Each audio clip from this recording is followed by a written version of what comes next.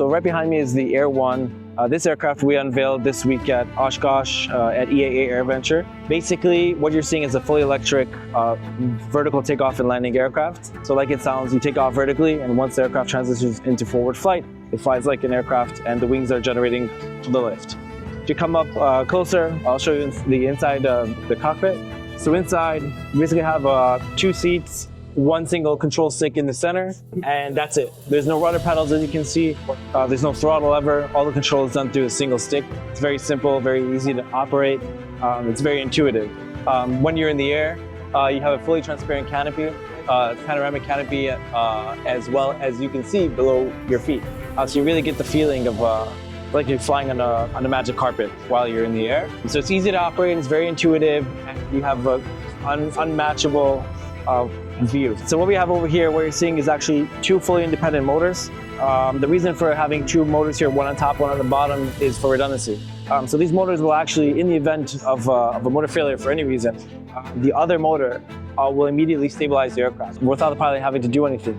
The flight control system will stabilize the aircraft, keep it within its safe envelope, and all the pilot will have to do is actually choose a landing spot and fly towards it and land safely. So there's no differences in flight characteristics in emergency scenarios. You come around here to the wing, you can see here that the aircraft has a fixed wing. The reason for this wing here is for efficiency while you're in forward flight. So what happens is after the aircraft is in hover and you transition to forward flight, the whole body of the aircraft actually tilts down about 15 degrees and accelerates.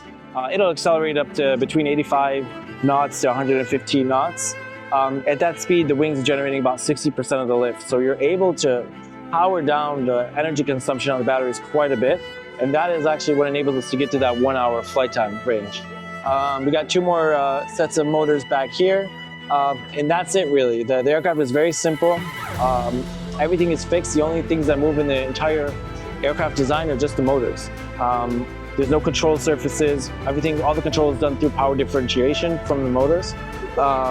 Once you land, you just fold the wings back, you fold the motor arms back, and you can park it in a parking garage. It's really that easy. That's what we're doing to Aviation, and we're super excited and humbled to be here at EAA AirVenture, where we have aircraft from the 1920s all up to the Air 1, which is basically a representation of the future of aviation. So check out our website, airev.aero, and follow along for the journey.